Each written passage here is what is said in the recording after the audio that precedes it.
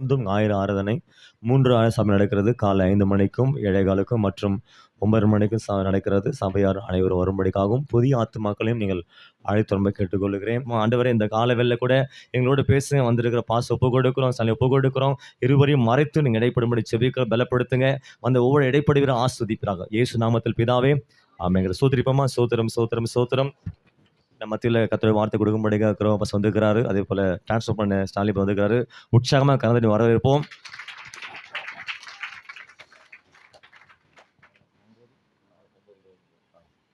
ஹல்லேலூயா ஹல்லேலூயா ஹல்லேலூயா ஹல்லேலூயா ஹல்லேலூயா. ஹல்லேலூயா. இஸ்ரவேலின் தேவனாகிய கர்த்தரின் செட்டைகளின் கீழே அடைக்கலமாய் வந்த உங்களுக்கு அவரால் நிறைவான பலன் கிடைப்பதாக. इस्राएली राजाओं का वो जो पंखे के तले नीचे आए हैं, जो भी आए हुए सबों को प्रभु बलवंत देगा. நாம் இந்த நாளில் தீமையை குறித்து பேசாமல் நன்மையை குறித்து பேசுவோம். हम जरूर आज वो जो बुराई के बारे में नहीं बताएंगे, भलाई के बारे में बोलेंगे. வியாதியை குறித்து பேசாமல் ஆரோக்கியத்தை குறித்து பேசுவோம். बीमारी के बारे में नहीं बोलेंगे, स्वस्थ के बारे में बोलेंगे. பலவீனத்தை குறித்து பேசாமல் பலனை குறித்து பேசுவோம். निर्बलता का बारे में नहीं बोलेंगे, बल्कि हम लोग को जो बलवंत का बारे में बोलेंगे. மரணத்தை குறித்து பேசாமல் ஜீவனை குறித்து பேசுவோம். मृत्यु के बारे में नहीं बोलेंगे, बल्कि हम लोग जीवन के बारे में बोलेंगे. சாத்தானை குறித்து பேசாமல் இயேசுவை குறித்து பேசுவோம். शैतान के बारे में नहीं बोलेंगे, बल्कि हम लोग को जो प्रभु यीशु मसीह के बारे में बोलेंगे. சாபத்தை குறித்து பேசாமல் ஆசீர்வாதத்தை குறித்து பேசுவோம். श्राप का बारे में नहीं बोलेंगे, बल्कि प्रभु आशीष का बारे में बोलेंगे. தேவ வார்த்தையை குறித்து பேசுவோம். परमेश्वर का वचन को बोलेंगे. தேவன் உங்களை நினைத்திருக்கிறார், ஆசீர்வதித்திருக்கிறார். ஆமென். परमेश्वर जरूर आपको याद किया है और आशीष किया है. இந்த மாதத்துடைய வாக்குத்தத்த வசனம் யாத்திராகம புஸ்தகம் 20ஆம் அதிகாரம் 24வது வசனம். யாத்திராகமம் 20:24. इस महीना का प्रतिज्ञा निर्गमन 20वां अध्याय 24वां वचन. இந்த வசனம் பலிபீடத்தை எனக்கு உண்டாக்கி அதன் மேல் உன் ஆடுகளையும் உன் மாடுகளையும் சர்வாங்க தகன பலியாகவும் சமாதான பலியாகவும் செலுத்துவாயாக. நான் என் நாமத்தை பிரஸ்தாபப்படுத்தும் எந்த ஸ்தானத்திலும் உன்னிடத்தில் வந்து உன்னை ஆசீர்வதிப்பேன். मेरे लिए मिट्टी की एक वेदी बनाना और अपनी भेड़ बकरियों गाय बैलों के होम बलि और मेल बलि को उस पर चढ़ाना. जहाँ जहाँ मैं अपने नाम का स्मरण कराऊँ वहाँ वहाँ मैं आकर तुम्हें आशीष दूंगा. இது ஆசீர்வாதமான ஒரு வசனம், வாக்குத்தத்த வசனம். ये जरूर एक आशीष की वचन है और साथ ही साथ वादा वचन है. எகிப்திலிருந்து விடுதலை பெற்ற பிறகு மோசேக்கு தேவன் ஜனங்களுக்கு சொல்லும்படியாக சொன்ன வசனம். मिस्र से जब लोग छुटकारा पाए उस समय मूसा के द्वारा लोगों के लिए प्रभु इस वादा वचन को दिया है. இந்த वचनத்திலிருந்து 5 காரியங்களை நாம் எடுத்து பார்க்க போகிறோம். इस वचन से 5 बातों को हम लोग निकाल के देखने जा रहे हैं. முதலாவது பலிபீடம், पहले बात वेदी, இரண்டாவது பலி, दूसरा बलि, மூன்றாவது அவருடைய நாமம், तीसरा उनका नाम, நான்காவது அவர் நாமத்தை பிரஸ்தாபப்படுத்துதல், चौथा उनका नाम को घोषणा करना, ஐந்தாவது தான் ஆசீர்வாதம். पांचवा आशीष है. ஆசீர்வாதம் எடுத்த உடனே கிடைச்சிடாது. आशीष तो तुरंत नहीं मिलेगा. கிரிகைக்கு தக்க பலன். जैसे हम काम करते हैं उसी के हिसाब से बल मिलेगा. எதை விதைக்கிறோமோ அதையே அறுப்போம். जिस बातों हम लोग बोते हैं उसी बातों को काटते हैं. கண்ணுக்கு கண், जरूर जो आंख के लिए आंख, பல்லுக்கு பல், और जो दांत के लिए दांत, எலும்புக்கு எலும்பு, और जो हड्डी के लिए हड्डी, தழும்புக்கு தழும்பு, जैसे वो जो घायल है उसी का घायल, ரத்தத்துக்கு ரத்தம், खून के लिए खून, ஜீவனுக்கு ஜீவன். जीवन का जीवन. எதை செய்யறோமோ அது நமக்கு கிடைக்கும். जिस काम को हम लोग करते हैं वही काम हमें मिलेगा. நாம் இந்த காலை வேளையிலே நன்மை விதைப்போம், நன்மை அறுத்துக் सुबह கொள்வோம். का समय में हम लोग जरूर जो भलाई को हम लोग बोएंगे, जरूर भलाई को काटेंगे. யூதாவே, உனக்கு ஒரு அறுப்பு காலம் நியமிக்கப்பட்டிருக்கிறது. हे यहूदा, तुम्हारे लिए एक खेती काटने का समय है. அந்த காலம் இந்த காலம் தான். वो समय यही समय है. அப்ப முதலாவது நம்ம பார்க்க போற விஷயம் பலிபீடத்தை குறித்து நம்ம பார்க்கலாம். पहला बात हम लोग को जो वेदी के बारे में हम लोग देखने जा रहे हैं. பலிபீடம் ரொம்ப பரிசுத்தமானது. वेदी जरूर बहुत बड़ा पवित्र है. பலிபீடத்தை குறித்து நம்ம இந்த 1 மணி நேரத்திலே 5 விஷயங்களை பார்க்க போறோம். அதனால நல்லா கவனமா கேளுங்க. जरूर हम लोग इस वेदी के बारे में 5 बातों के समय में हम लोग देखने जा रहे हैं. வார்த்தை நன்றாக கவனித்திருக்கும் போது வாழ்ந்திருப்பீர்கள். जब वचन को ध्यान से सुनते हैं तब आप वो जो जीवित रहेंगे. அநேகருக்கு வாகனத்தை ஓட்டும் போது இருக்க கவனம் வார்த்தையை கேட்கும் போது கிடையாது. कई लोग जब गाड़ी चलाते हैं उस समय जितना ध्यान देते हैं उतना वचन सुनने के समय में नहीं देते हैं. சபையில உட்கார்ந்து இருக்கிற நேரத்திலே அந்த காதுகள் தீவிரமா வார்த்தையை கேட்கிறது. जब कलीसिया में बैठते हैं तो उस समय में हम लोग को जो वचन को खास करके सुनना है. இந்த ஒலிம்பிக் போட்டியில ஓட்டப்பந்தயத்துல ओलंपिक का दौड़ में ஓடுகிறவருடைய கால் ஆயத்தமாவதற்கு முன்பாக காதுகள் ஆயத்தமா இருக்கும். जो दौड़ता है उसका पैर तैयार होने से पहले उसका कान तैयार होना पड़ता है। எப்ப கன் ஷூட் பண்ணுவாங்க, எப்ப ரெடி சொல்லுவாங்க, காது ஆயத்தமா இருக்கும். गन से जब गोली निकलेगा तब हम जाना है करके उसी के लिए वो कान बहुत तैयार में रहता है। அந்த சத்தத்தை கேட்ட உடனே ஓட மாட்டாங்க, பறந்துருவாங்க. उस आवाज को सुनने के बाद तुरंत नहीं दौड़ेंगे, उन लोग को जो उड़ जाएंगे। இயேசுவோட ரகசிய வருகையில எக்கால சத்தத்தை கேட்ட உடனே நம்ம உடனே மறுரூபமாயிருவோம். प्रभु का जो दूसरा आगमन में जब वो जो आवाज आता है तुरंत हम लोग को जो रूपांतरण हो जाएंगे। வார்த்தை கேட்கிறதுல தீவிரமா இருக்கணும். जरूर जो वचन सुनने के लिए बहुत ध्यान से रहना है। சத்தியவான் எவனும் என் சத்தத்தை கேட்கிறான். जो भी वो जो सत्य करता है, सत्य मार्ग में चलता है, वो जरूर जो प्रभु का वचन को सुनता நாம் है। சத்தியவான்கள். हम जरूर जो सत्य लोग हैं। அவருடைய வார்த்தை புல்லின் மேல் இறங்குகிற பனித்துளியை போலவும் இருக்கும். प्रभु का वो जो वचन होश जैसे गिरता है वैसे हमारा ऊपर में गिरता है। அவருடைய வார்த்தை பாறையை உடைக்கிற சம்மட்டியை போல இருக்கும். जरूर चट्टान को तोड़ने वाला जैसे हम हथौड़ी जैसे प्रभु का वचन है। அவருடைய வார்த்தை பரத்திலிருந்து இறங்கி பலியை பட்சிக்கிற அக்னியை போலவும் प्रभु இருக்கும். का वचन वो जो आकाश से नीचे गिरता है उसको जो आग के समान है। இந்த 50 நிமிஷத்துல உங்க சிந்தை செயலை ஒப்பு கொடுங்க. வார்த்தை நான் கேட்க போறேன். इस 50 मिनट में आपका वो जो सोच और वो जो ध्यान को अर्पण कीजिएगा, प्रभु आपका जो आपके पास बात करेंगे। யாரெல்லாம் கர்த்தர் என்னோட பேசணும்னு விருப்பப்படுறீங்க? कितने लोग चाहते हैं कि प्रभु हमसे बातचीत करें? எல்லாருக்குமே பிரச்சனை இருக்குது. हम सब लोग जो समस्या में पड़ते हैं, எனக்கும் பிரச்சனை இருக்குது. मुझे भी समस्या है, ஆனா அது மாறும் இன்னைக்கு. परंतु அல்லேலூயா. सब जो बदल जाएगा आज। வார்த்தை மாற்றும். प्रभु का वो जो वचन बदल जाएगा। அதனால கர்த்தர் என்னோட பேச போறாருன்னு அந்த விசுவாசத்தோட கேளுங்க. கர்த்தர் நிச்சயமாகவே பேசுவார், பேசிக் கொண்டிருக்கிறார். इसलिए परमेश्वर मुझसे बातचीत करेगा करके उस विश्वास के साथ सुनिए। முதலாவது பலிபீடம். पहली बात वो जो वेदी, நான் தான் அந்த பலிபீடம். मैं ही उस वेदी हूँ। நாம் தான் அந்த பலிபீடம். हम ही लोग वो जो वेदी हैं। பலிபீடம் அப்படி சொல்லும்போது वेदी का मतलब யாத்ராகமம் 29ஆம் அதிகாரத்துல 37 வசனங்கள்ல निर्गमन वो जो 29-37 में பலிபீடமானது மகா பரிசுத்தமா இருக்கும். பலிபீடத்தை தொடுகிறதெல்லாம் பரிசுத்தமாகும். जरूर जो वेदी पवित्र रहेगा और जो वेदी को जो भी छूता है वो भी पवित्र बन जाएगा करके लिखा பலிபீடம் है। எப்படிப்பட்டது?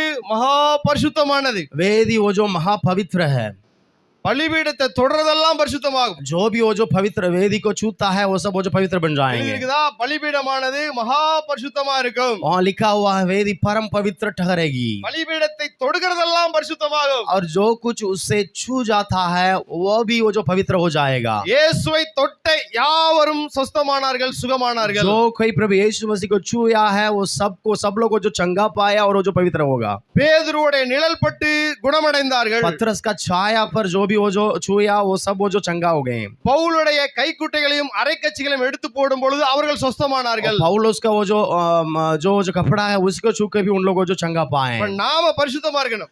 हम लोग को जो पवित्र होना है। எப்படி ஒரு இரும்பு காந்தத்தோடு சேர்ந்து அதுவும் காந்தமாகிறதோ, कैसे वो जो एक आयन मैग्नेट के साथ वो जो मिलके वो जो वो भी उस बातों को मैग्नेटिज्म हो जाता हो, वैसे ही எப்படி ஒரு ஒளி இல்லாத சந்திரன் சூரியனை பார்த்து ஒளியை பெற்றுக்கொண்டு இரவிலே ஒளியை பிரகாசிக்க பண்ணுகிறதோ, जैसे ही वो जो चंद्रमा सूर्य से वो जो रोशनी को पाके वो भी रोशनी देता है, அதே போல நாமும் இயேசுவை பார்த்து நாம் பரிசுத்தத்தை கற்றுக்கொள்ள வேண்டும். वैसे ही हम भी वो जो प्रभु यीशु मसीह को देख के हम भी पवित्रता से जीना है। அப்ப பலிபீடமானது முதலாவது பரிசுத்தமா இருக்கணும். पहले वो जो वेदी पवित्र होना है।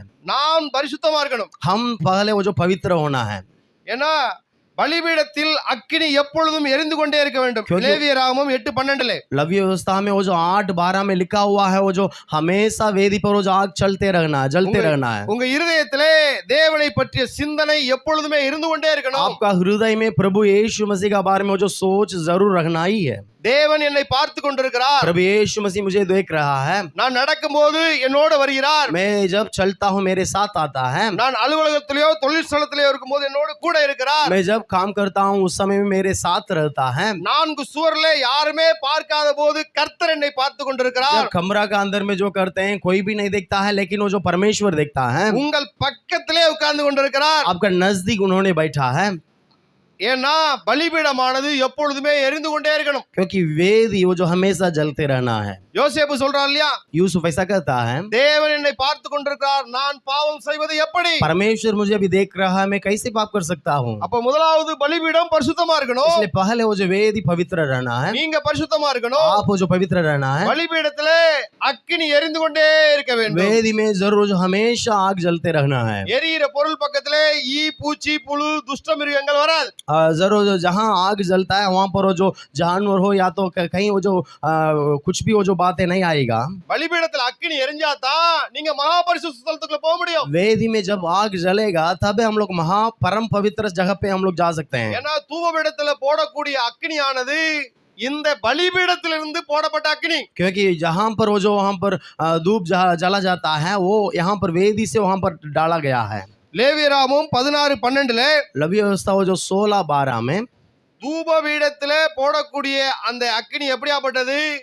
वहाँ पर जो आग डालते हैं वो किस प्रकार की आग है? பலிபீடத்திலிருந்து எடுக்கப்பட்ட அக்கினி தான் தூபபீடத்துக்கு போக முடியும். वेदी से जो आग को निकालते हैं वो ही वहाँ पर जा सकते हैं। நீங்கள் உங்கள் சிந்தைகளை தேவனுக்கு ஒப்பு கொடுத்தாதான் தேவன் உங்களை பரிசுத்த ஸ்தலத்துக்குள்ள அழைத்துக் கொள்வார். आप अपना विचारों को प्रभु के पास अर्पण करेंगे तब पे परमेश्वर आपको परम पवित्र स्थान का अंदर में लेकर आएंगे। ஏன்னா ஏசாயா 6:6 क्योंकि यशाया 6वां अध्याय 6वां वचन அந்த में ஏசாயாவின் நாவு எப்படி சுத்தப்படுத்தப்பட்டது? और यशाया का वो जो जीव कैसे पवित्र किया गया है। சேராபின்கள்ல ஒருத்தன் जरूर जो केरूब से कोई பலிபீடத்தில் உள்ள அந்த அக்கினி எடுத்து அவன் நாவை தொடுறான்னு பார்க்கலாம். वेदी से जो आग को लेके आया वो उसका जीव को छूता है। எப்பொழுதும் உங்கள் பரிசுத்தத்தை பாதுகாத்துக் கொள்ளுங்கள். इसलिए हमेशा वो जो आपका वो जो पवित्रता को बचा कर रखना है। எப்படி இந்த பர்ஸ பாதுகாத்துக் கொள்றோம்? कैसे हम लोग पर्स को जो बचाते हैं, பர்ஸோட மொபைல் எப்படி பாதுகாத்துக் கொள்றோம்? मोबाइल फोन को कैसे हम लोग बचा कर रखते हैं। வீட்டை விட்டு வெளியே வந்தா பூட்டி எவ்வளவு ரெண்டு இழுத்து இழுத்து பார்த்து வீட்டை பாதுகாத்துக் கொள்றோம். जब वो जो घर से बाहर आने के समय ताला लगा कर उसको खींच करके देखते हैं। வயசு பிள்ளைங்க வீட்ல இருந்தா பிள்ளைகளை எப்படி பாதுகாத்துக் கொள்றோம்? जवान लोग जब वो जो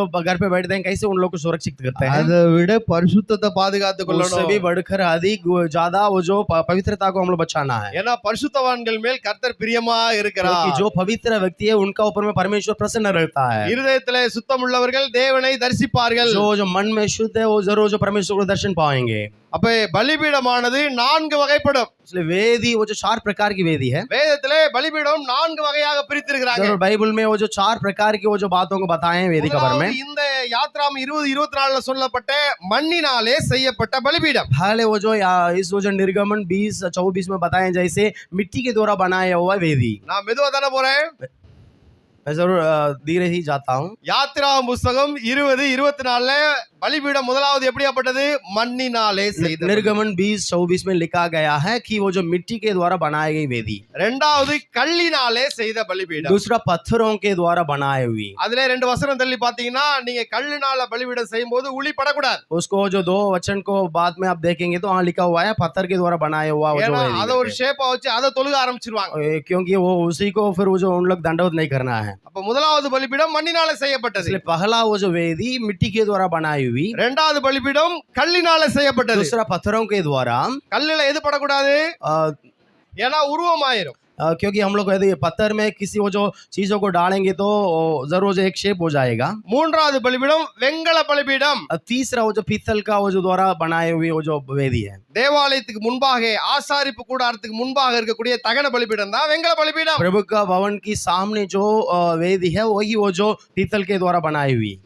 நான்காவது பலிபீடம் பொன்னாலா செய்த பலிபீடம் எனப்பட்ட தூபபீடம். चौथी वो जो वेदी जरूर जो सोना के द्वारा बनाया गई। 1 ராஜாக்கள் 7:48 போட்டிருக்கும் பொன்னாலான பலிபீடம். पहला राजाओं 7वां अध्याय वो जो 48वां वचन में लिखा गया है कि सोना के द्वारा बनाई हुई।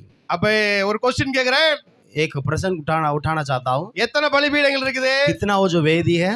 4 பலிபீடம். 4 वेदी है। மண், கல், வெங்கலம், பொன்.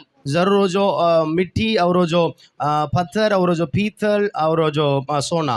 இன்னைக்கு நம்ம எந்த பலிபீடத்தை குறித்து பார்க்கிறோம்? आज हम लोग किस प्रकार की वेदी के बारे में देखते हैं? மண்ணினாலே செய்த பலிபீடம். मिट्टी के द्वारा जो बनाई हुई। மனிதன் எதிலிருந்து உருவாக்கப்பட்டான்? मनुष्य कहाँ से बनाए हुए हैं? மண்ணிலிருந்து உருவாக்கப்பட்டான். जरूर जो मिट्टी के द्वारा। தேவன் நம்மளை கல்லுனால வெங்கலத்தினால பொண்ணுனால எல்லாம் செய்ய சொல்லல. परमेश्वर हमें वो जो मिट्टी के परमेश्वर हमें वो जो पत्थर या तो जो पीतल या तो सोना के द्वारा नहीं बनाए। மண்ணினாலே பலிபீடம். मिट्टी के द्वारा वेदी। அப்ப யார் பலிபீடம்? उसका मतलब நீங்களும் நானும் தான் பலிபீடம். आप और हम ही वेदी है। பலிபீடம் பரிசுத்தமா இருக்கணும். वेदी जरूर जो पवित्र रहना है। நீங்க எப்பவுமே பரிசுத்தமா இருக்கணும். अब हमेशा पवित्र रहना है। ஒரு ஆண் பெண்ணை பார்க்கும் போதும் பெண் ஆணை பார்க்கும் போதும் பரிசுத்தமா பார்க்கணும். जब वो जो लड़का लड़की को देखता है, लड़की लड़की को लड़का को देखता है, तब हम लोग पवित्रता से देखना है। வேலை ஸ்தலத்திலே பரிசுத்தத்தை காத்துக்கொள்ளணும். जहाँ काम करते हैं वहां पर पवित्रता से रहना है। இரவு நேரத்திலே பரிசுத்தத்தை காத்துக்கொள்ளணும். और रात में हम लोग जरूर जो पवित्रता से रहना है। யாருமே இல்லாத தாய் தகப்பன் இல்லாத இடத்திலே உங்க பரிசுத்தத்தை பாதுகாத்துக் கொள்ளணும். जहाँ माँ बाप नहीं है वहां भी हमारा पवित्रता को हम लोग बचा कर रखना है। சரிங்களா? எல்லாரும் இருக்கும்போது ஒழுக்கமா இருக்கிறது பெரிய விஷயம் இல்ல. सब जब रहते हैं उस समय में हम लोग ठीक से रहते हैं तो वो काफी नहीं। யாருமே இல்லாத போது ஒழுக்கமா இருக்கிறது பெரிய விஷயம். जब कोई भी नहीं उस समय में हम लोग पवित्रता से जीना है। யோசேப்பு யாருமே இல்லாத இடத்துல ஒழுக்கமா இருந்தான். यूसुफ जहाँ कोई नहीं था वहां भी वो पवित्रता से जिया। தானியேல் யாருமே இல்லாத இடத்துல ஒழுக்கமா இருந்தான். दानियल जहाँ कोई भी नहीं था वहां पर पवित्रता से जिया।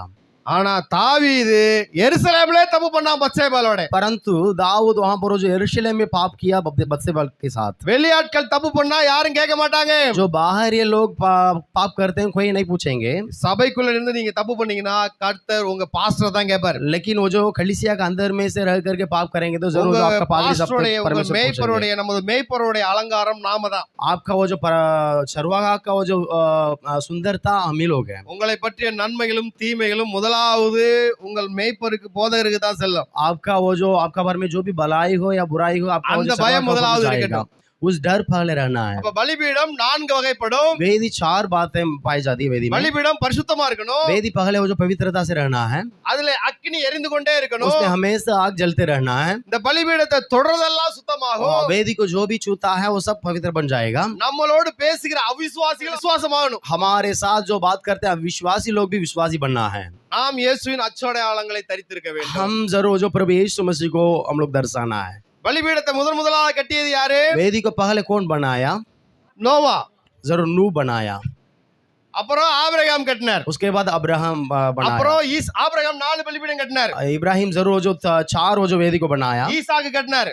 इसहाक बनाया। யாக்கோபு கட்டினார். याकूब ने बनाया। அப்புறம் மோசே கட்டினார். उसके बाद मूसा ने बनाया। அப்புறம் சாமுவேல் கட்டினார். उसके बाद शमूएल ने बनाया। அப்புறம் தாவீது கட்டினார். उसके बाद दाऊद ने बनाया। அப்புறம் சாலமோன் கட்டினார். उसके बाद सुलेमान ने बनाया। அப்புறம் எலியா பலிபீடத்தை செட் பண்ணிட்டார். एलिया उस बातों को ठीक किया वेदी को। அப்ப இந்த பலிபீடத்தை குறித்த அறிவு முதலாவது நாம இருக்கணும். इस वेदी के बारे में पहले हम लोग जान रखना है। முதலாவது பலிபீடம் யாரு? पहला वेदी कौन है? நாம தான். हम ही लोग हैं। கர்த்தர் உங்களை பாத்துக்கிட்டு இருக்காரு. பலிபீடம் வந்து அசுசிப்படுத்த கூடாது. जरूर जो परमेश्वर हमें देख रहा है, जरूर जो उसमें किसी भी प्रकार की अशुद्धि नहीं தேவன் होना है। தன்னுடைய ரகசியவர்களே விசுவாசிகளே நல்லவர்களே சன்மார்க்கர்களே படித்தவர்களே எடுத்து போக மாட்டார். जरूर जो प्रभु जब दूसरा में आते हैं उसमें जो अच्छे हैं जो अच्छा पढ़े हैं वो सबको लेके नहीं जाएंगे। பரிசுத்தவான்களை தான் எடுத்துட்டு जो पवित्र लोग हैं उन्हीं लोगों को लेके जाएंगे। பரிசுத்தவான்களை தான் எடுத்துட்டு போவார். जो पवित्र जन है उन्हीं लोगों को लेके நாம जाएंगे। அறிக்கையிடணும். हम जरूर जो स्वीकार करना है। ஆண்டவரே என்னை குடும்பமா எடுத்து செல்வீராக. हे प्रभु मुझे वो जो परिवार के साथ लेके जाएंगे। காலை வேளையில கர்த்தர் உங்களோடு இடைபடுகிறார். सुबह का घड़ी में प्रभु आपसे बातचीत करते हैं। பரிசுத்தத்தை காத்துக்கொள்ளுங்கள். पवित्रता से रहना है। இரண்டாவது பலி. दूसरी बलि। இரண்டாவது दूसरी बात बलिदान। நல்லா கவனிங்க. திடீர்னு யாராவது ஒரு ஆள்கிட்ட क्वेश्चन கேட்பேன். बीच में किसी से वो जो प्रश्न उठाऊंगा। இரண்டாவது எது? दूसरी बात क्या है? பலி எப்படி இருக்கணும்? बलिदान। बलिदान कैसे பலி रहना எப்படி है? இருக்கணும்? बलिदान कैसे रहना है? பலி பழுதற்றதா இருக்கணும். बलिदान जरूर वहां पर जो वहां पर किसी भी वो जो दिक्कत नहीं रहना है। யாத்ராவும் 12:5 निर्गमन वो जो 12:5 वचन में 52 வசனங்கள்ல யாத்ராவும் 12:5 மட்டும் இல்ல மொத்தமா 52 வசனங்கள்ல பலி பழுதற்றதாக இருக்கணும். और ना केवल वो जो निर्गमन में वहां पर 52 वचन में लिखा हुआ है कि वहां पर किसी भी अशुद्ध नहीं रहना है करके, निर्दोष रहना है करके। பலி பழுதற்றதாக जरूर वो जो बलिदान निर्दोष रहना है करके लिखा है। மல்கியா புத்தகம் எடுத்துக்கங்க. मलाकी किताब में அது நான் சொல்ற வசனத்தை குறிச்சு வைத்துக்கோங்க. इस बातों को लिख करके रखिएगा। எப்பவுமே அந்த வசனத்தை ஞாபகப்படுத்தி பயப்படுத்திக் கொள்ளுங்க. जरूर जो इस वचन का आप इस्तेमाल करना है। மல்கியா 1:14 मलाकी சத்தமா படிங்க சிஸ்டர். पहला अध्याय वो जो 14 वचन நானே படிக்கிறேன். தன் மந்தையில் கடா இருக்கையில் கெட்டு போனதை ஆண்டவருக்கு நேர்ந்து கொண்டு பலியிடுகிறே கபடஸ்தன் சபிக்கப்பட்டவன். என் நாமம் ஜாதிக்குள்ளே பயங்கரமா இருக்கும். நான் மகத்துவமான ராஜா என்று கர்த்தர் சொல்கிறார். जिस छली के झुंड में नर पशु हो परंतु वह मन्नत मानकर परमेश्वर को बर्जा हुआ पशु चढ़ाए वह शापित है।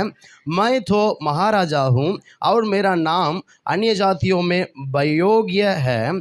सेनाओं के यहोवा का यही वचन है।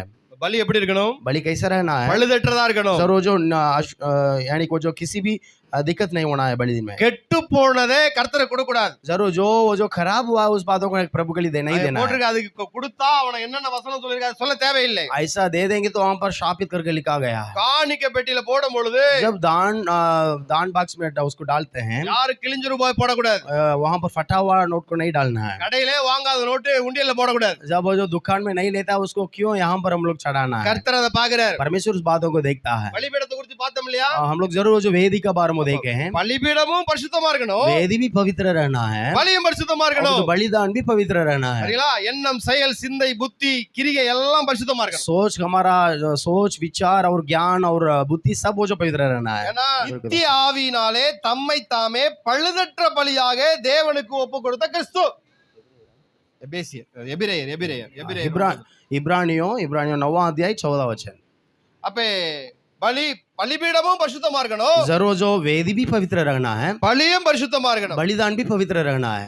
பாருங்க, தானியேல் மீது 6 நாள்ல தானியேல் மீது யாதொரு குற்றமும் கண்டுபிடிக்கப்பட முடியல. दानियेल का ऊपर में किसी भी वो जो बुरा बातों को उन लोग पहचान नहीं पाते हैं। தானியேல் தன்னை தானே தேவனுக்கு ஒப்பு கொடுத்த மனுஷன். दानियेल अपने आप को अर्पण किया परमेश्वर के लिए। தானியேல்ட்ட ஏதாவது குற்றம் கண்டுபிடிக்கணும்னு நினைச்சு பார்த்தாங்க, ஏதாவது கண்டுபிடிக்க முடியல. दानियेल के पास दानियेल को दोषी ठहराना करके सोचे, कहीं नहीं हो पाया। தானியேல்ட்ட எந்த குற்றமும் கண்டுபிடிக்க முடியல. दानियेल तो निर्दोष रहा। அதே போல உலக ரட்சகரான இயேசு கிறிஸ்து, वैसे ही उद्धारकर्ता परमेश्वर यीशु मसीह, யோவான் 8:46 यूहन्ना 8 वो जो 46 में, என்னில் பாவம் உண்டன்றி உங்களில் யார் என்னை குற்றப்படுத்தக்கூடும்? मुझ में पाप है करके कौन मुझे दोषी ठहरा सकते हैं करके बोले हैं। நம்ம சொல்ல முடியுமா தைரியமா? क्या हम ऐसा कर सकते हैं? நான் ஒரு விளையாட்டா ஒரு விஷயம் சொல்றேன். मैं ऐसा खेल के साथ एक बातों को कहता हूँ। உங்கள்ட்ட நான் ஒரு A4 ஷீட் கொடுக்குறேன்.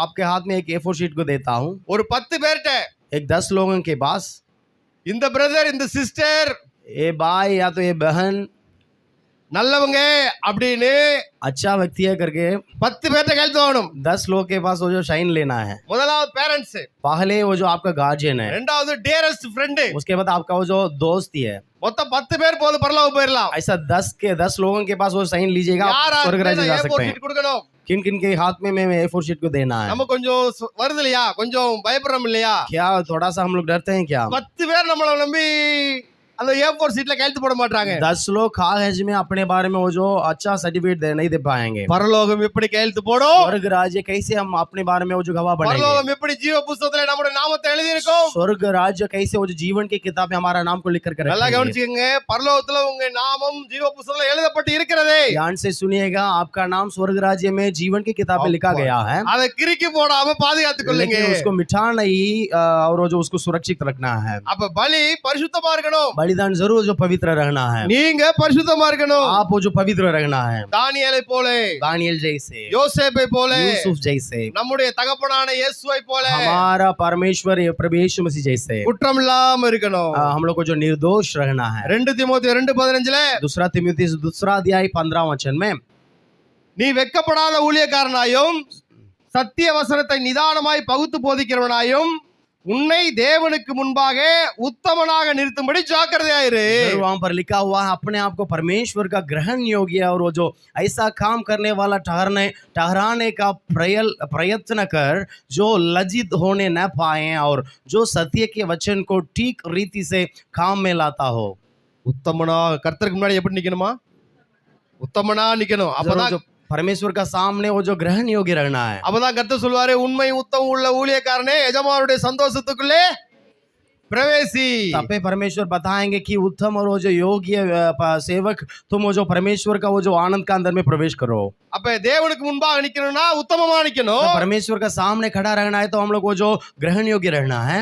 இந்த உலகத்திலே और इस दुनिया में ராஜாக்களுக்கு அதிகாரிகளுக்கு முன்பாக நிக்கணும். எப்படி நிக்கணும்? राजाओं के सामने और अधिकारी के सामने खड़ा होना है तो कैसे रहना है? நீதிமொழிகள் 22:29 और नीति वचन 22 और जो 29 में, தன் வேளையில் ஜாக்கிரதையா இருக்கிறவனை நீ கண்டால், अपना काम काज में जो ध्यान देता है उसी को देखेंगे तो அவன் நீசருக்கு முன்பாக நில்லாமல் ராஜாக்களுக்கு முன்பாக जरूर நிற்பான். पापियों के समान नहीं है, बल्कि उनको सामने नहीं है, बल्कि वो जो राजाओं के सामने खड़ा रहेंगे। அப்ப நீங்க எப்படி இருக்கணும்? उसका मतलब आप कैसे रहना है? உங்க வேளையிலே ஜாக்கிரதையா இருக்கணும். இருக்கணும். आप वो जो ऐसा आपका काम काज में निपुण होना है. உங்கள்ட்ட ஒரு வேலை கொடுத்தா பர்ஃபெக்ட்டா செய்யணும். आपका काम आपके हाथ में काम दे देंगे तो निपुण होना है. தெளிவா செய்யணும். उसको साफ तरीका से करना है. அழகா செய்யணும். उसको सुंदरता के साथ करना है. மறுபடியும் ஆர்டர் எடுக்கறப்பல அழகா நேர்த்தியா செய்யணும். दोबारा भी आपको ऑर्डर मिलने लायक अच्छा से आप उस बातों को करना பலி है. நேர்த்தியா இருக்கணும். जरूर वो जो बलिदान वो जो निर्दोष रहना है. கர்த்தருக்கு கொடுக்கக்கூடிய பலி உங்களிடமிருந்து நேர்த்தியாக கொடுக்கப்பட வேண்டும். परमेश्वर के लिए दो भी दान चढ़ाता है उसमें वो जो सही सलामत आप वो जो चढ़ाना है. இயேசு பிறக்கையில जब वो जो प्रभु यीशु मसीह जन्म हुआ இயேசுவுக்கு காணிக்கையாக அந்த ஞானிகள் சாஸ்திரிகள் என்ன கொண்டு வந்தாங்க? जरूर ज्ञानी लोग उन लोग वो जो परमेश्वर के लिए दान चढ़ाने के लिए क्या लेके आए हैं? தங்களிடம் உள்ளதை சிறந்ததை கொடுத்தாங்க. उनके पास जो अच्छा चीजें था उसी बातों को दिए हैं. முதலாவது பொன்னையும், पहले वो जो उन लोग को जो सोना को दिए, இரண்டாவது தூப வர்க்கத்தையும், उसके बाद वो जो धूप बातों को दिए, மூன்றாவது வெள்ளை போலத்தையும் கொடுத்து और जो तीसरा और जो एक बातों को देखे தேவனை மகிமைப்படுத்தினாங்க. और परमेश्वर को महिमा करते हैं. தேவன்ட்ட இருந்து நீங்க கொடுக்கிறது, உங்கள்ட்ட இருந்து கொடுக்கிறது தி பெஸ்டா இருக்கணும். आपसे जो बातों का आप देते हैं वो जरूर जो उत्तम चीज रहना है. ஏன்னா இயேசு மேல் வீட்டறையில பஸ்கா ஆசரிக்க जब वो जो पस्का वो जो मनाने के लिए परमेश्वर प्रभु यीशु मसीह छत पर थे, அந்த மேல் வீட்டறை எப்படி தெரியுமா கொடுத்தான் அவன்? वो छत को कैसा वो दिया था? கம்பளம் முதலானவைகள் விரித்த மேல் வீட்டறை. कंबल सब वो जो बिछा हुआ है ऐसा एक छत है. தன்னிடம் உள்ள பெர்ஃபெக்ட்டான ஒரு வீட்டை கொடுக்கறத பார்க்கலாம். उसके पास जो उत्तम चीजें था उसी बातों को दिया था. இயேசு ஏறி சென்ற கழுதை எப்படிப்பட்டது? प्रभु यीशु मसीह किस वो जो गधे पर वो जो बैठे हैं, ஒருவரும் ஒரு காலும் ஏறி இராத கழுதை. कभी भी कोई भी उसका ऊपर में नहीं बैठे हैं. இயேசுவுக்கு கொடுக்கப்பட்ட கல்லறை எப்படியாப்பட்டதாக प्रभु இருந்தது? यीशु मसीह को जैसे वो जो कब्रिस्तान दिया गया था, அது கண்மலையிலே வெட்டப்பட்டதும் ஒருவனும் ஒரு காலும் வைத்திராத கல்லறை. जरूर वो चट्टान पर उसको वो जो खोदे हुए हैं और वो जो कोई भी अंदर नहीं रखा गया था. அந்த மரியாள் இயேசுவுக்கு எப்படியாப்பட்ட தைலத்தை கொடுத்தாங்க? मरियम किस प्रकार की वो जो परफ्यूम को दिया था? ஒரு வருட சம்பளம் 300 அந்த காசு உள்ள மதிப்புள்ள அந்த தைலம் ஒரு வருட சம்பளம். उसका वो जो कमाई का 1 साल की कमाई का वो कीमत है. அதை உடைச்சு அப்படியே இயேசுவின் தலையில ஊத்துறத பார்க்கலாம். उसी को तोड़ के वो जो प्रभु यीशु मसीह का सर पर उसको डाला. அங்கே லூக்கா புத்தகம் 8:3 लूका 8:3 में இயேசுவுக்கு தங்கள் ஆஸ்திகளால் ஊழியம் செய்த யோவன்னாள் சூசன்னாள்.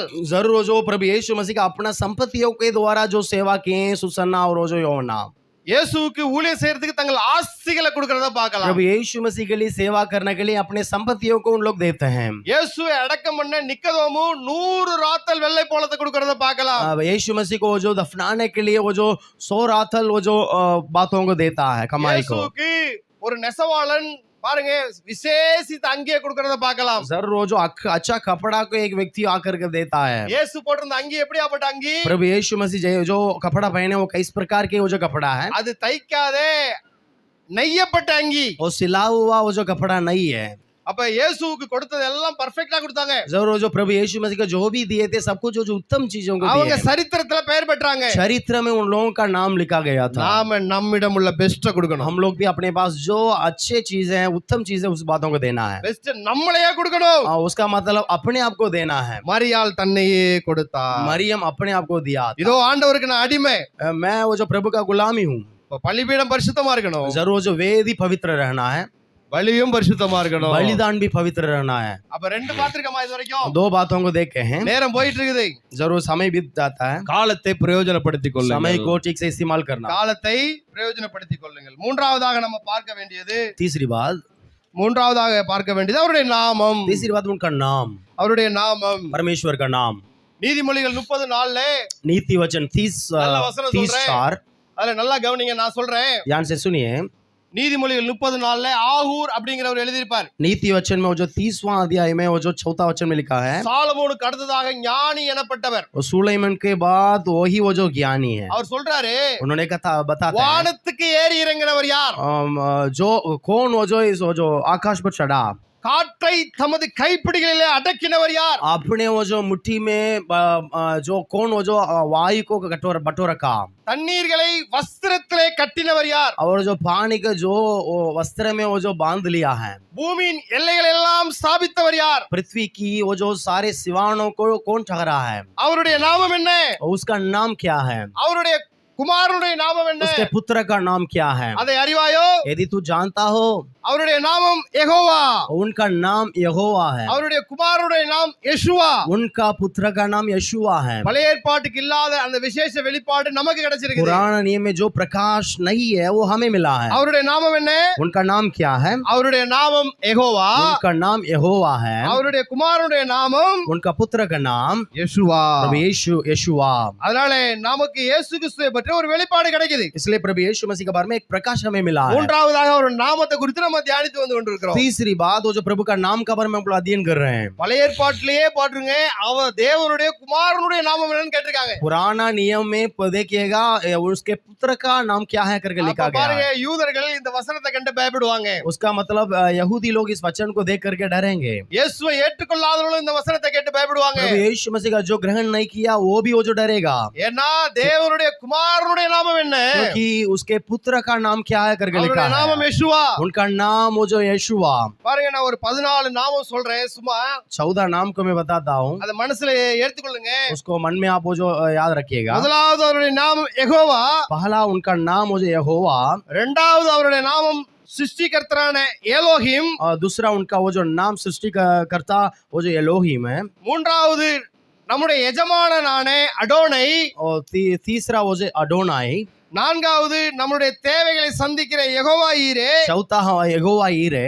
நான்காவது நம்முடைய பரிகாரியான யெகோவா ரஃபா. चौथा यहोवा राफा। இந்த யெகோவா ரஃபாங்கிறதுக்கு ரெண்டு அர்த்தம் இருக்குது. यहोवा राफा का दो अर्थ है, குணப்படுத்துகிற கர்த்தர், चंगा करने वाला, மீட்டமைக்கிற கர்த்தர். மீட்டமைக்கிற கர்த்தர். जरूर जो हमें वो जो लौटाने वाला यानी कि वो जो हमें छुड़ाने वाला है। அடுத்து அவருடைய நாமம் யெகோவா நிஷி. और उनका नाम यहोवा निसी। யெகோவா நிஷினா கர்த்தர் என் ஜெயக்கொடியானவர். उसका मतलब परमेश्वर हमें वो जो विजय देने वाला है। என் வேலையிலே எனக்கு ஜெயத்தை தருகிறவர். मेरा कामों में हमें वो जो विजय देने वाला है। அடுத்து எனக்கு சமாதானத்தை தரக்கூடிய யெகோவா ஷாலோம். और मुझे शांति देने वाला यहोवा शालोम। அடுத்து என்னோட கூட இருக்கிற யெகோவா ஷம்மா. और मेरे साथ जो रहता है यहोवा शम्मा। என்னை பரிசுத்தப்படுத்துகிற யெகோவா மெகாதிஸ். मुझे जो पवित्र करने वाला यहोवा मेकादिस। அடுத்து என்னை மேய்க்கிற என்னை கண்காணிக்கிற யெகோவா ராய். मुझे जो वो जो चरवा है चरवा करते हैं वो यहोवा राय। அடுத்து என்னை நீதியின் பாதையில நடத்துகிற யெகோவா டிஷ்கேனு. मुझे जो वो जो नीति का मार्ग में चलाते हैं यहोवा टिस्केनु। எனக்கு ஒரு யுத்தம் வந்தால் என்னோடு இருந்து காரியத்தை ஜெயமாய் கொடுக்கிற யெகோவா ஷெபயோத், சேனைகளின் கர்த்தர். यहोवा सबयोत वो सेनाओं का यहोवा। என்னாலும் என்னை காண்கின்ற எல்ரோயி. हमेशा मुझे देखने वाला एलरोई। அவர் என்றென்றைக்கும் இருக்கிற எல்வலாம் தேவன். सदा सर्वदा रहने वाला एलवलाम। அவர் யாராலும் ஒப்பிடப்பட முடியாத எல்யோன், உன்னதமான தேவன். किसी के साथ भी उनको हम लोग वो जो कंपेयर नहीं कर सकते हैं, ऐसा वो जो एलियन। மொத்தமா தேவனை பத்தி சொல்லணும்னா ऐसा परमेश्वर के बारे में कहना है அவர் तो எல்ஷடாய், சர்வ வல்லமையுள்ள தேவன். वो एल शडाई वो जो सारे बातों से वो अधिक है। வேதத்திலே தேவனுக்கு கிட்டத்தட்ட 956 நாமங்கள் இருக்குது. लगभग जो 900 जो 56. 950 से अधिक वो जो नाम परमेश्वर के लिए दिया गया है। அதுல எனக்கு தெரிஞ்சு நான் எழுதியிருக்கிறது 256 தான் எழுதியிருக்கிறேன். मैं केवल वो जो लगभग 250 नाम को लिखा हूँ। இத மொத்தமா சுருக்கி ஒண்ணா சொல்லலாம். इसको जो सबको जो बता कर छोटा ரெண்டு करके வார்த்தையில बताना है சொல்லலாம், ரெண்டு வார்த்தையில तो சொல்லலாம். 2 शब्दों में बता सकते हैं। தேவன் தமக்கு தாமே போதுமானவர். परमेश्वर अपने आप के लिए वो मैंने वो जो काफी है।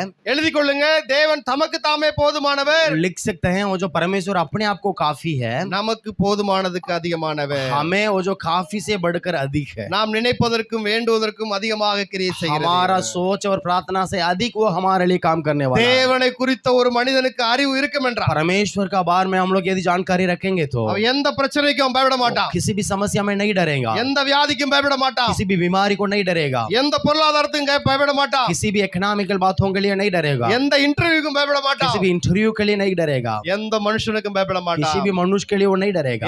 கர்த்தருடைய நாமத்தை அறிகிற அறிவு. क्यों? परमेश्वर के नाम को जानकारी रखा है। எப்படி சமுத்திரமானது ஜலத்தினால நிறைந்திருக்கிறதோ जैसे वो जो समुद्र वो जो जल से भरा हुआ है, அதே போல உங்கள் இருதயம் எல்லாம் தேவனுடைய நாமத்தை குறித்து அவரை பற்றி அறிகிற அறிவை குறித்து நிறைந்திருக்கணும். वैसे ही आपका हृदय में परमेश्वर का ज्ञान को आप वो जो रखना है। தேவனை குறித்த அறிவு உங்களை பலப்படுத்தும். परमेश्वर का बारे में जो जानकारी है वो आपको स्थिर करेगा।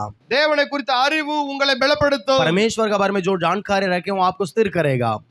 தேவன் ஆபிரகாமுக்கு இப்படியாக தன்னை வெளிப்படுத்துகிறார். परमेश्वर इब्राहिम का ऐसा अपने आप को प्रकट करता है, நான் சர்வ வல்லமை உள்ள தேவன், मैं जरूर वो जो सारे बातों के सर्व सृष्टि हूँ, நீ எனக்கு முன்பாக நடந்து உத்தமனாயிரு. तू मेरे सामने खरा व्यक्ति रहना है करके மோசேக்கு தன்னை இப்படியாக வெளிப்படுத்துகிறார். जरूर जो मूसा को ऐसा अपने आप को प्रकट करता है, I am that I am, நான் இருக்கிறவராகவே இருக்கிறேன். मैं जैसा रहता हूँ वैसे ही हूँ.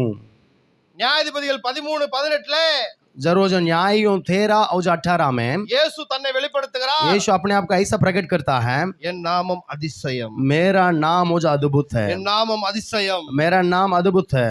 எல்லாற்றை விடவும். உன்னத பாட்டு 1:3 जरूर जो श्रेष्ठ गीत पहला अध्याय में அவருடைய நாமம் ஊற்றுண்ட பரிமள தைலம். तीसरा वचन में वहां पर लिखा उनका नाम वो जो स्रोत जैसे है करके. நீங்க எல்லாம் பர்ஃபியூம் அடிச்சிருப்பீங்க. जरूर वो जो आप सब वो जो परफ्यूम लगाए होंगे. நான் நெட்ல சர்ச் பண்ணி பார்த்தேன். मैं जरूर जो नेट में मैं वो जो इसको सर्च करके देखा, காஸ்ட்லியான பர்ஃபியூம் எத்தனை ரூபாய்க்கு இருக்குது? कॉस्टली परफ्यूम कितना है करके. துபாயில 50 லட்சத்துக்கு ஒரு பர்ஃபியூம் இருக்கு. दुबई में वो जो 50 लाख का कीमत है एक ஒரு परफ्यूम. வீடு கட்டிடலாம் இல்லையா? जरूर एक घर को 50 லட்சம் घर बना सकते हैं 50 लाख रुपया. எப்படின்னு தெரியல, நீங்க சர்ச் பண்ணி பாருங்க. आप वो जो सर्च करके देख सकते हैं.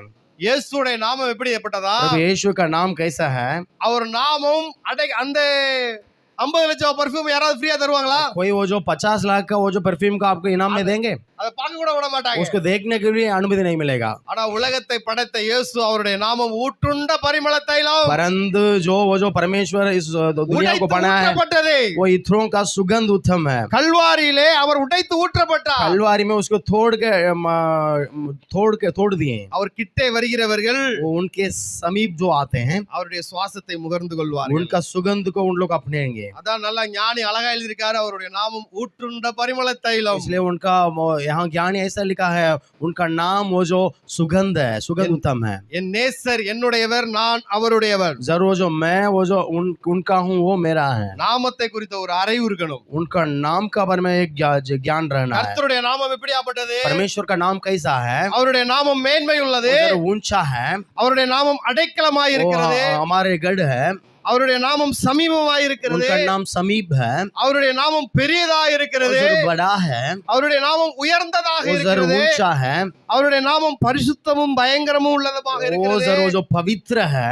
அவருடைய நாமம் ஸ்தோத்தரிக்கப்படத்தக்கதாக वो இருக்கிறது. जरूर स्तुति करने लायक है. அவருடைய நாமம் துதிக்கப்படத்தக்கதாக இருக்கிறது. जरूर जो स्तुति करने लायक है. அவருடைய நாமம் பலத்த துர்கமாக இருக்கிறது. वो जरूर हमारा जो तलवार है. கடைசியாக அவருடைய நாமம் என்றென்றைக்கும் உள்ளதாக और இருக்கிறது. उनका नाम हमेशा रहता है. அவருடைய நாமம் उसका नाम பிரஸ்தாவப்படுத்தணும். जरूर उस बातों को हम लोग को இங்கே ஒரு घोषणा வார்த்தை करना है. வந்திருக்கும், பிரஸ்தாவப்படுத்து. वहाँ एक वो जो नाम ऐसा लिखा है, घोषणा करना. என் நாமத்தை பிரஸ்தாவப்படுத்துகிற எந்த ஸ்தானத்திலும். प्रभु यीशु मसीह का नाम का जहाँ कहीं वो जो घोषणा करते हैं. பிரஸ்தாவம்னா என்ன? घोषणा मतलब क्या है? To call to mind, remember, அவர் ஞாபகப்படுத்துறது. उसका मतलब परमेश्वर को स्मरण कराना, அறிக்கையிடுகிறது. उसका स्वीकार करना. எப்படின்னா कैसे? பேசாமலே அவருடைய நாமத்தை காட்டணும். मैंने वो जो बात किए बोले बिना उनका नाम को दिखाना है. இதுக்கு எடுத்துக்காட்டா, उसका उदाहरण के लिए ஸ்திரியானவள் தன் நடத்தையின் மூலம் கணவனை ஆதாயப்படுத்திக் கொண்டாள். स्त्री अपना वो जो चाल चलन के द्वारा अपना वो जो पति को अपनाया.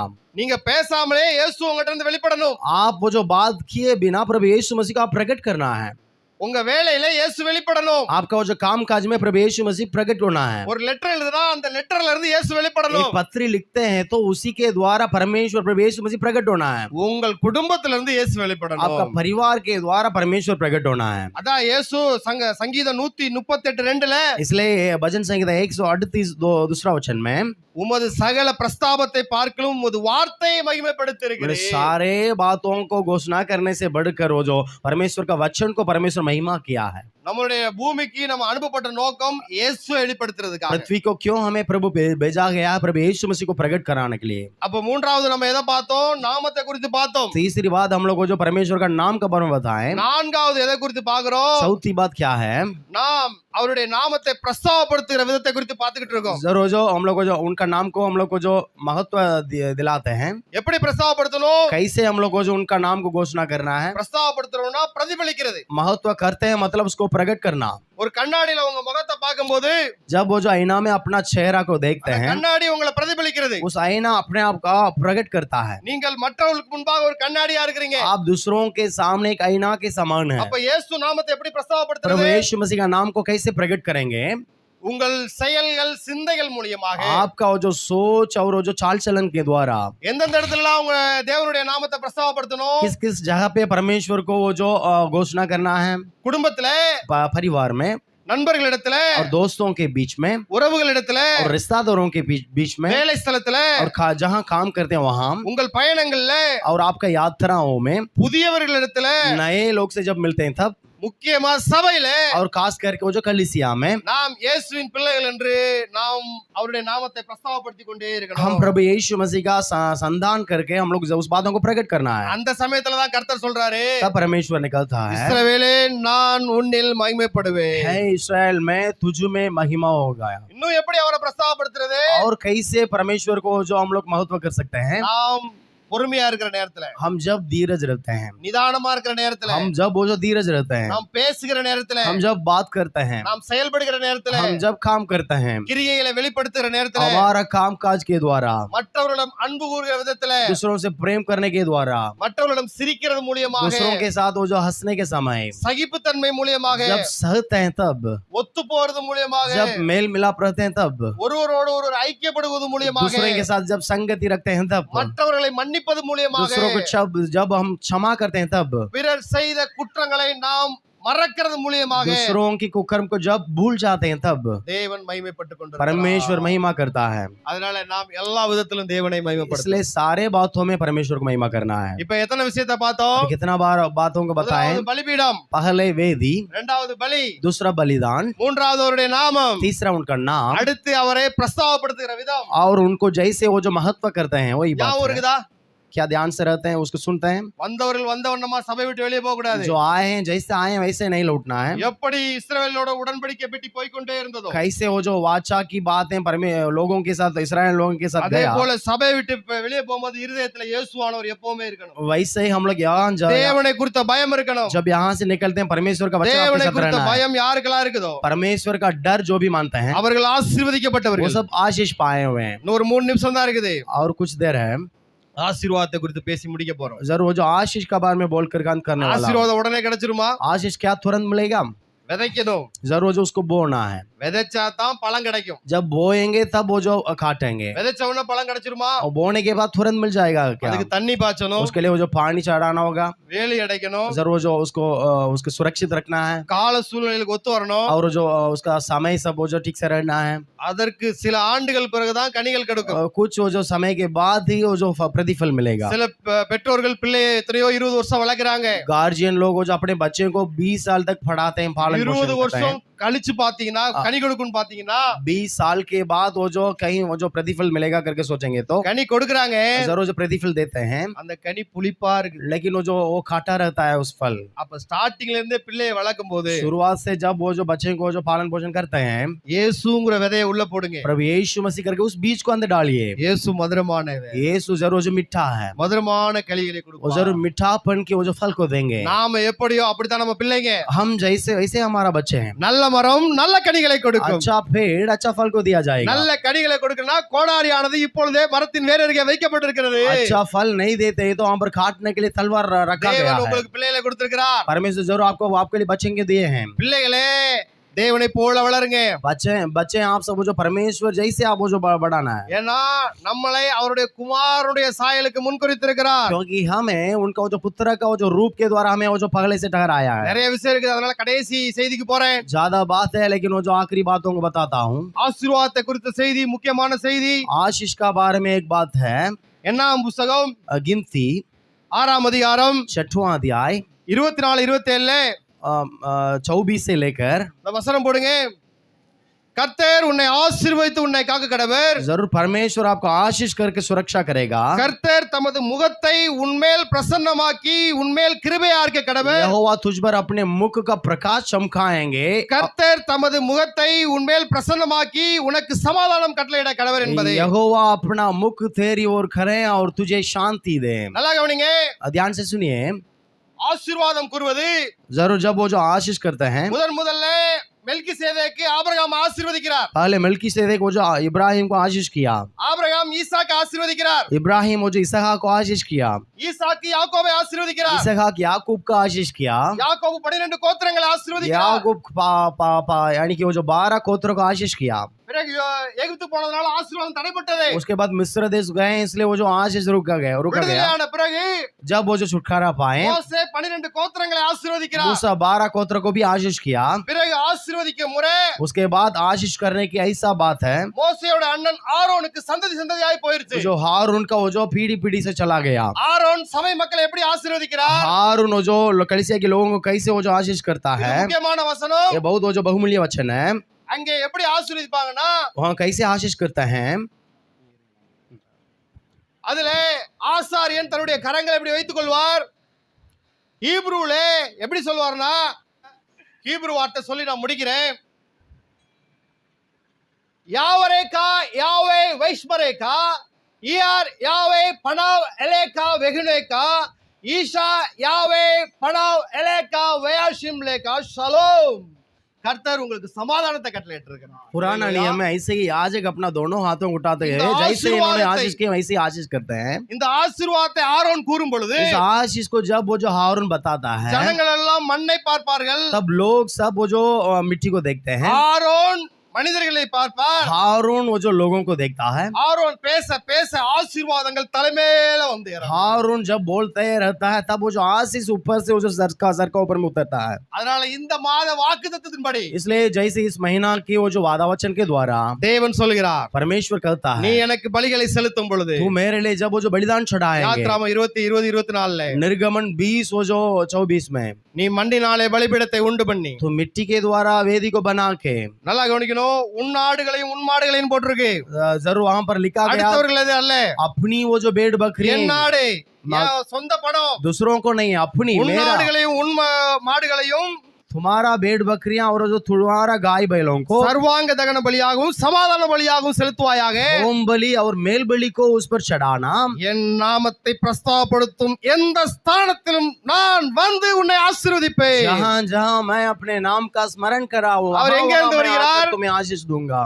முதலாம் வானம் தாண்டி, இரண்டாம் வானம் தாண்டி, மூன்றாம் வானம் தாண்டி, பரதேச தாண்டி, சியோனிலிருந்து கோடி மைல்கள் தாண்டி வந்து நம்மை ஆசீர்வதிக்கிற தேவன். पहला वो जो आकाश, दूसरा आकाश, तीसरा आकाश के बाद वो जो परदेश और सियोन से लेकर परमेश्वर आपको जो आकर का आशीष करने वाला है. எந்த ஸ்தானத்திலும் நான் வந்து உங்களை ஆசீர்வதிப்பேன். किसी भी स्थान पर मैं आकर के मैं तुम्हें आशीष करूंगा. அப்ப இந்த ஞாயிற்றுக்கிழமையில எல்லாம் எந்திரிச்சு நிக்கலாம், सब लोग अपने पैर पर खड़े हो जाएंगे. எந்திரிச்சு நிக்கலாம். सब लोग अपने पैर पर खड़े हो जाएंगे. நான் விசுவாசிக்கிறேன், मैं जरूर विश्वास करता हूँ, தேவன் உங்களோடு பேசி இருக்கிறார். परमेश्वर आपसे बातचीत किया है. பலிபீடத்தை பாதுகாத்துக் கொள்ளுங்க. जरूर जो वेदी को सुरक्षित करना है, உங்களிடம் உள்ளதை பாதுகாத்துக் கொள்ளுங்க. आपके पास जो है उसको सुरक्षित कीजिएगा. பிள்ளைகளை பரிசுத்தமாய் வாழ வைங்க. आपका बच्चे को पवित्रता से जीने के लिए मदद कीजिए. எனக்கு பலி செலுத்துங்க. जरूर वो जो परमेश्वर के लिए बलिदान चढ़ाए, அது உதடுகளினால் உண்டான ஸ்தோத்திரத்திலான கனி. ओ मैंने वो जो होंठ के द्वारा जो स्तुति करते हैं उस बलि है, அப்பொழுது நான் வந்து உங்களை ஆசீர்வதிப்பேன். तब मैं आकर तुम्हें आशीष करूंगा. ஆசீர்வாதம் கர்த்தருடையது. जरूर जो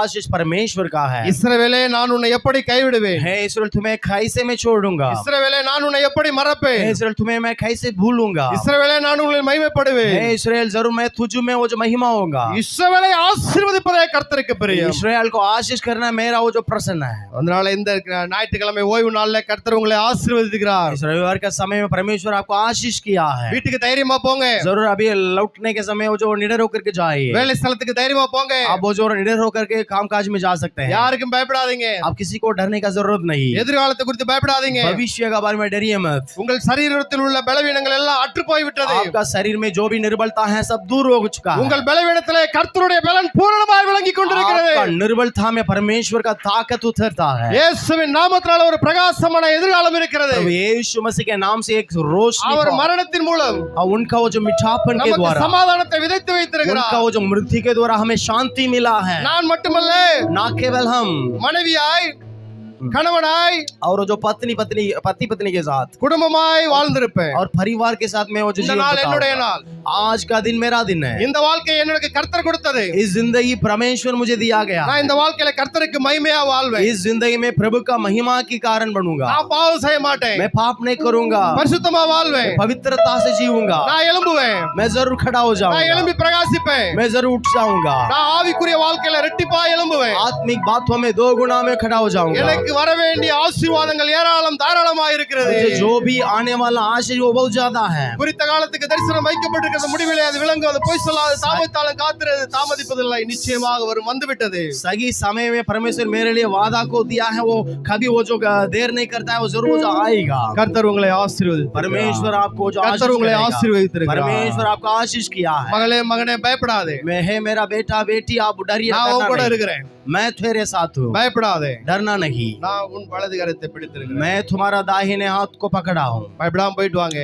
बिना डरते हुए आप जा सकते हैं। கர்த்தர் உங்களோடு இருக்கிறார். परमेश्वर आपके साथ है। எல்லாம் ஆசீர்வாதம் சொல்லலாம். நன்றி தேவனுக்கு அறிவிக்கலாம்.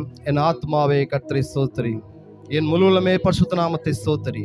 என் ஆத்மாவே கர்த்தரை ஸ்தோத்திரி, கர்த்தர் செய்த சகல உபகாரங்களை மறவாதே. ஆமென். நம்முடைய கர்த்தராகிய இயேசு கிறிஸ்துவின் கிருபையும் பிதாவாகிய தேவனுடைய அன்பும் பரிசுத்த ஆவியின் அந்யோன்ய ஐக்கியமும் சமாதானமும் சந்தோஷத்தும் நம்மோடு நம்ம குடும்பத்தோடும் வருகிற ஆத்மாக்களோடும் சென்றிருக்கிற பாஸ்டர் குடும்பத்தோடும் இருப்பதாக. ஆமென். கர்த்தர் உங்களை ஆசீர்வதிக்கிறார். தைரியமா போங்க. கர்த்தர் உங்களோடு இருக்கிறார். வலது கரத்தை பிடித்திருக்கிறார். எதுக்கும் பயப்படாதீங்க. கர்த்தர் இன்றைய நாள்ல ஒரு பெரிய அதிசயத்தை, அற்புதத்தை, நல்வார்த்தை நிறைவேற்றுவார். ஆமென், ஆமென், ஆமென்.